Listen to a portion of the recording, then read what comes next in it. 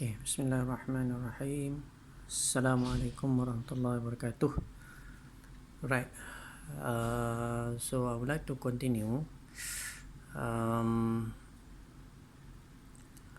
in our previous class. Okay. So in our previous class, we actually already determined the forces acting for rivet number 1. Okay, right. So now so I would like to highlight the analysis for rivet number 2. Okay, so basically this is the plate, right?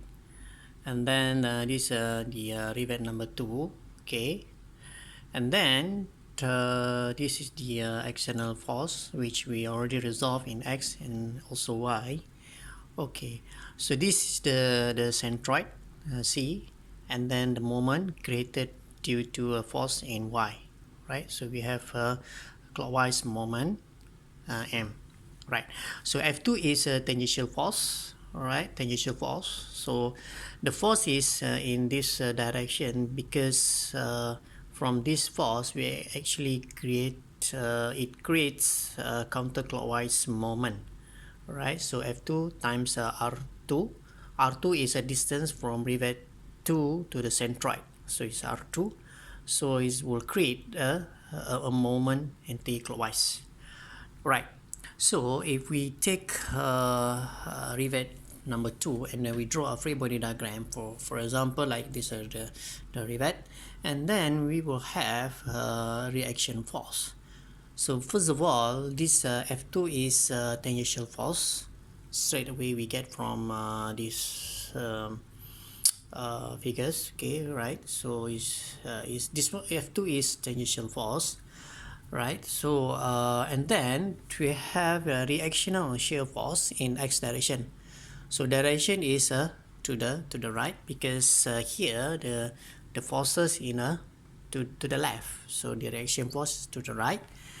And then we have an upward direction of Py over 4. Okay, because here we have a force in downward direction. So for the reaction, the force is the upward direction. Right. So from this free body diagram, we can actually have a summation of forces in X, whereby we have summation of force in X equal to Px over 4, and then the values. So basically this value we already determined. So this value I think you have the answer with you, so you just write down. And then we have a summation of force in Y direction, so Py over 4 minus F2. Py over 4 because here so the direction upwards, so we take a positive value, and then downward is negative, right? And then we have a summation of force in Y. After we have determined these two forces in X and also Y, we can actually determine the resultant of forces V. So V represent the shear forces, 2 is represent the rivet number 2, and then we have a square root summation of force in X squared plus summation of force in Y squared, and then we get the value. So this is the resultant of the shear force for rivet number 2. Okay.